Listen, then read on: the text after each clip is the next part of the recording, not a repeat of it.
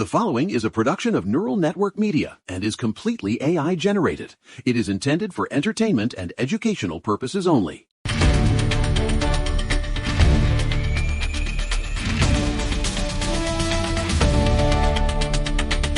Welcome back to the barn in Maine, everyone. It is Sunday, March 22nd, 2026, and you are listening to The Neural Right. I'm Will Sterling, the man they love to call a populist, but let's be honest, I'm just the guy asking the questions nobody else wants to touch. Joined as always by the one, the only, Ray the Hammer Miller. Coming to you live from the bunker, Will, and let me tell you, the air is thick today. It's thick with the stench of a system that is absolutely, fundamentally coming apart at the seams. I've got the white papers, I've got the data, and I've got enough caffeine in my system to power a small village in the Ozarks. We have a really solid show for you today, a busy one actually, and we're going to be looking at why your local airport is about to look like a scene from a disaster movie. But first, yesterday, if you missed it, we took a long look at Chicago's fiscal collapse, $41 billion in the hole, and that amazing DoorDash grandpa who, thank God, got $1 million from people like you because the government certainly wasn't helping him. They don't want to help him, Will. They want him dependent. They want him in a pod. Listen to me. While they're letting 78-year-old men deliver tacos to pay for medicine, they're arguing over Robert Mueller's legacy. Right. So let's start there because Robert Mueller, the man, the myth, the architect of the Russia probe, has passed away. He was 81, died in Charlottesville after a battle with Parkinson's.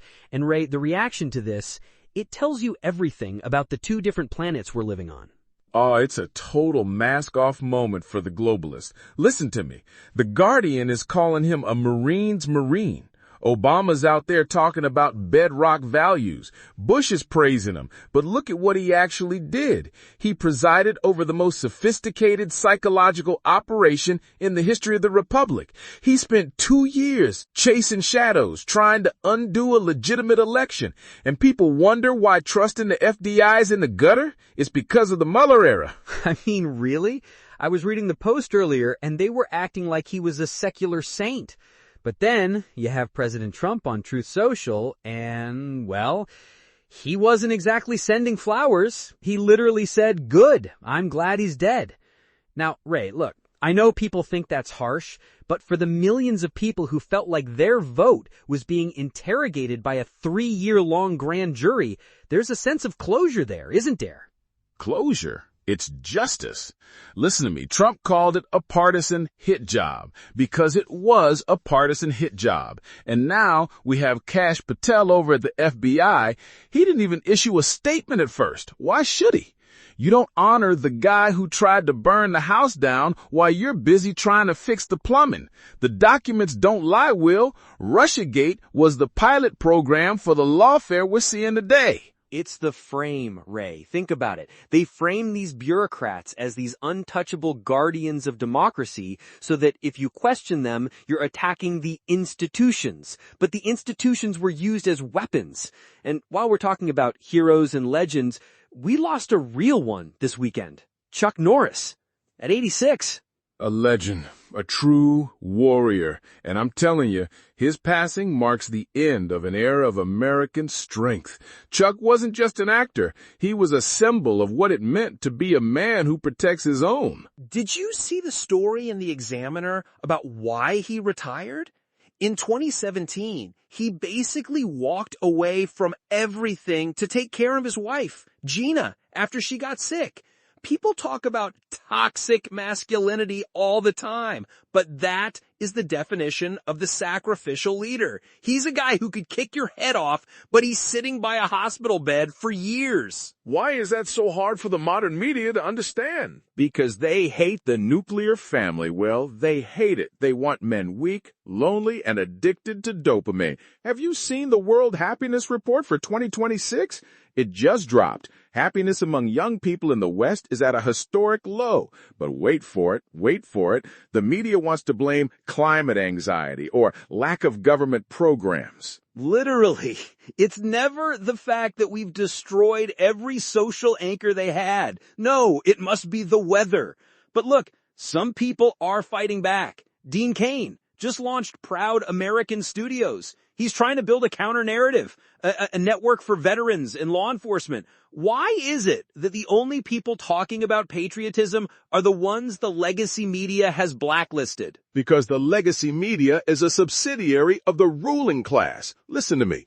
Dean Cain is a threat to them because he's providing an alternative to the slop they're feeding our kids. Speaking of people the media won't touch, or rather they're touching too much lately, we have to talk about Eric Swalwell. What is going on with this guy? Oh, the missing congressman? Ray, this is incredible. According to the spokesman and some local CA-14 reports, Swalwell has missed 95 of the last 342 roll call votes. He hasn't voted on the House floor since November. Think about that. If you didn't show up for work for 4 months, would you still have a job? Not only would you not have a job, you'd be in the street. But he's not in the street. He's in a $1.2 million mansion in D.C. while he's running for governor of California. There's a lawsuit from Joel Gilbert alleging that Swalwell claimed his D.C. home as his principal residence on mortgage docs to get a better rate. If that's true, he's not legally a California resident, and he can't run for governor. He dropped his retaliatory lawsuit yesterday, which usually means the discovery process was getting a little too close to home. I mean, really, how do you represent a district in the Bay Area when you're living in a 6-bedroom mansion in D.C. and you can't even find the vote button on your laptop? They hate you, folks. They really do. He thinks he's royalty. They're all royalty in their own minds, Will. It's a parasitic class. While Swalwell is playing house in D.C., the NYPD is literally being defunded by the federal government. Did you see Tish's testimony? This is the one that really gets me. 40% cut to federal counterterrorism grants for New York City. We're talking $36 million. Gone. And the city is simultaneously telling the NYPD to slash overtime. And what happened last week? They caught 2 ISIS-inspired guys with bombs outside the stock exchange. That's what happened. They're creating a vacuum of security. Listen to me. This isn't an accident. You cut the funding, you tie the hands of the police, you create chaos, and then the globalists come in with their centralized solutions. It's a squeeze play. It's the same thing we're seeing with the AI bias. OpenAI. This is coming from WinRed CEO Ryan Lick. Apparently, ChatGPT was flagging Republican donation links as unsafe, but ActBlue links, perfectly fine. It's a technical glitch, Will. It's always a glitch that only happens to one side of the aisle. And Brett's Kate Waters over at OpenAI, they're fixing it, but the damage is done. They're training the machines to see conservatism as a virus. It's election interference by algorithm. And it's making people lonely. There was a report in Breitbart about AI companions. People are literally replacing human relationships with bots. And then they wonder why the suicide rates are up. It's because we're being conditioned to talk to mirrors instead of neighbors. It's the code red for humanity. But before we get into the rest of this insanity, we need to talk about who makes this show possible. Right. Before we get back to the analysis, let's deal with a hard reality. Real independence isn't free. This entire network, from this show to our flagship, The Neural Daily, exists because one man, Eric Christensen, decided to build it himself.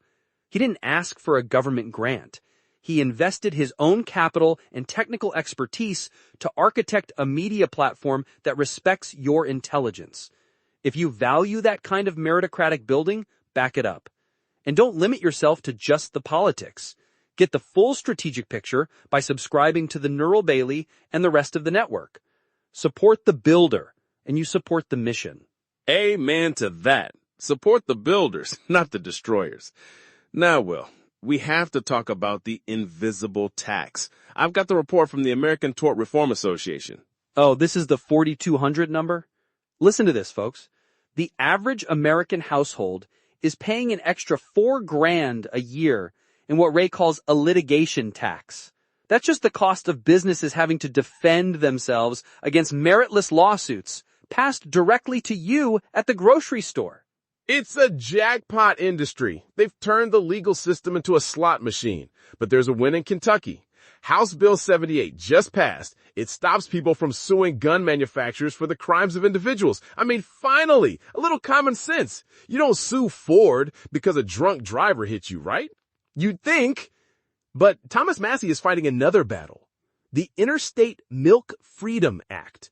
Why is the federal government so obsessed with stopping people from buying raw milk from their neighbors? I mean, really? We have fentanyl pouring over the border and the FDA is doing SWAT raids on dairies? Because they can't patent the cow, Will. They want you eating the lab-grown sludge. They want the global food supply chains under the thumb of the bureaucracies. Raw milk is an act of rebellion to these people. It's food freedom. And look at the housing market. You want to talk about a lack of freedom? The median first-time home buyer is now 40 years old. 40! That is a civilization-ending statistic, Ray. Truly. If you can't buy a house until you're 40, you're not having 3 kids. You're lucky if you have 1. The fertility rate is down to 1.6.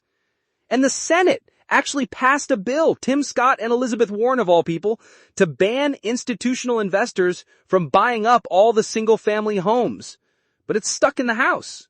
Of course it's stuck. Because the House GOP wants the SAVE Act attached, and the Democrats won't vote for voter ID. So we're at a stalemate while BlackRock buys up the neighborhood. Trump is trying to bypass it with executive orders to cut red tape, but the systemic rot is deep. They want a nation of renters, a nation of nomads. They want people who have no stake in the community because people with no stake are easier to rule. But something is happening, Ray. Did you see the Georgia baptisms? 400 people in one day at Bethlehem Church in Winder. I saw it, and it wasn't planned. People were driving to the church because they saw the service online and felt like they had to be there. This is what happens when the secular world offers nothing but anxiety and glitches. People start looking for an anchor, and they're finding it in faith. It's the Unite Us movement. College campuses, thousands of kids being baptized in the back of pickup trucks. The media hates it. They call it nationalism or radicalization. But it's actually just people wanting to belong to something real. Breath, even Jewish voters in New York, the Examiner is reporting this, are feeling politically homeless. They're realizing the party they supported for 50 years is now dominated by people who don't want them to exist. The shifts are seismic, Will. The old alliances are shattering. But let's get to the big story. The one that's going to affect your commute, your vacation, and the very safety of the country starting tomorrow. Breath, day 37, the DHS shutdown. We are now in the longest DHS-specific shutdown in history. Senate Democrats are blocking the funding because they want to stop ICE from wearing masks, and they want judicial warrants for every single entry. Basically, they want to make ICE's job impossible. It's backdoor defunding, just like Thune said. Breath, but here's where it gets crazy. TSA agents have been working without pay for 5 weeks. 5 weeks. Staffing is at a breaking point. Wait times are 3 hours at O'Hare and Atlanta, and Trump just dropped the hammer. This is classic. He said, if the funding isn't restored by tomorrow, he's deploying ICE agents to run airport security. I mean, can you imagine? You're used to a board guy in a blue shirt, and suddenly you've got a field agent in tactical gear checking your shoes? I love it. But wait, Elon Musk enters the chat. Musk has offered to personally fund the salaries of TSA workers to prevent a spring break collapse. Can you imagine the meltdown in Chuck Schumer's office? A private citizen offering to pay the government's bills because the government is too incompetent to pass a budget? What is going on here? Seriously, we have a billionaire offering to cover the payroll of the Department of Homeland Security because the ruling class in the Senate is more concerned about the feelings of people here illegally than they are about the security of the American traveler? Listen to me. This isn't just about wait times. While the TSA is distracted and unpaid, 5 Mexican nationals were just indicted for a massive meth lab in Northern California. 3,000 pounds of meth, Will. These guys were here illegally. They set up an industrial hub in our backyard. The border is a sieve, the airports are a mess, and the Senate is arguing over name tags. It's all a piece, Ray. They hate the listener. They really do. They'd rather see you stuck in a security line for 5 hours than admit that ICE needs to do its job.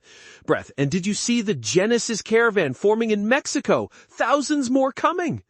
It's a multi-front war, Will. We've got Russian sabotage in Europe disrupting supplies, we've got drug labs in the California woods, and we've got a government that is effectively on strike against its own people. If Musk pays those salaries, it proves the government is obsolete, and that's why they'll fight him on it. Literally, they'd rather the workers go hungry than let Musk look like a hero. It's the same way they treated the Pentagon press. A judge just had to block Pete Hegseth's policy on narrative compliance. They wanted to pull credentials from any reporter who wouldn't pledge to only ask authorized questions. Totalitarianism with a smile, Will. Only one outlet signed the pledge. One. Out of 56. Even the New York Times said no. When you've lost the Times, you know you're trying to build a North Korea-style press room. It's a circus, but at least we have March Madness to keep us sane. Did you see Nebraska? First tournament win ever. Now they're in the Sweet 16, and Texas knocked off Gonzaga. Finally, something that makes sense. The underdogs are winning on the court while they're being crushed in the halls of power. But we can't stay in the bleachers forever, folks. Tomorrow is Monday. Tomorrow is the deadline. Exactly. Keep your eyes on the airports. If those ICE agents show up, the media is going to lose their collective minds. It'll be the militarization of travel, but maybe, just maybe, it'll be the first time in 36 days that something actually works. Listen to me. Do not let them distract you with the chaos. The chaos is the point. They want you tired, they want you frustrated, and they want you giving up. Don't give up. Buy the bone broth. Stay alert and watch the documents. It's over for the globalists if we stay awake. Well said, Ray. Well said. We're going to be watching the DHS standoff all day tomorrow, so make sure you're subscribed. Get over to the Neural Daily for the deep dive, and remember, if it doesn't make sense, it's probably because they're lying to you. Stay dangerous, America.